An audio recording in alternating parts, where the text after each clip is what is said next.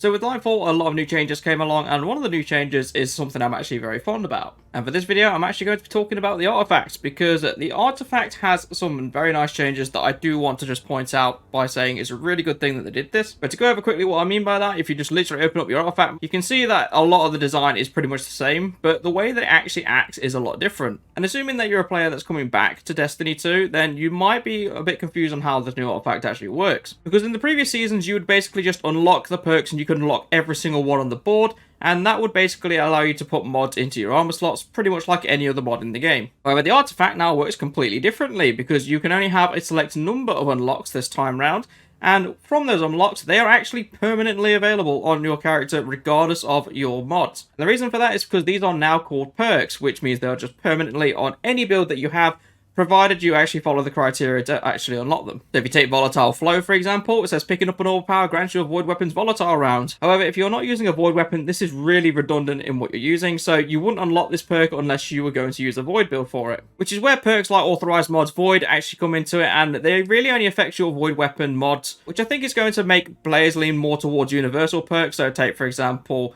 Prismatic Transfer. When you've got Prismatic Transfer unlocked, when you cast your super, each fire team member that has a different subclass than you will actually get a bonus to weapon damage. And when you're running a raid or something like that, then this can be really useful, because for instance, you might have a Solar Warlock on your team, which is using well. You could have an Arc Thunder Crash Titan. You could have a Void Tether Hunter. And the way that this works is as soon as any of them pop their supers, which they will, because in boss DPS, you're normally using your supers, you'll also get a boost of weapon damage as well, which I think is actually going to work a lot better with Void Hunter specifically, because you are debuffing the enemy and at the same time you are giving a buff to your teammates. Now, of course, there are different buffs and debuffs that you could be using to benefit the raid teams as a whole, but as a standalone perk that's just there to boost your fire team, it is quite useful to unlock. And on top of this, I do actually support the fact that they only allow you to unlock 2 of the end row. Like, no matter what kind of combinations of perks you have, you will only have 2 perks unlocked from the end row, and that's good, because otherwise you would just be completely overpowered if it wasn't the case. Take what I've unlocked, for example. I've got Void Weapon Channeling and Prismatic Transfer, which I just spoke about. These 2 are generally really good for my builds as a whole, but then you could have Rain of Firebolts,